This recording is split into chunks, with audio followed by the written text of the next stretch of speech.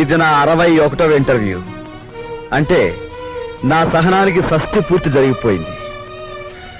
అసలు నేను ఉద్యోగానికి పనికిరాను, లేదా నన్ను ఇంటర్వ్యూ చేయడానికి ఆఫీసర్గా మీరు పనికిరారో ఇప్పుడు తేల్చుకుంటాను.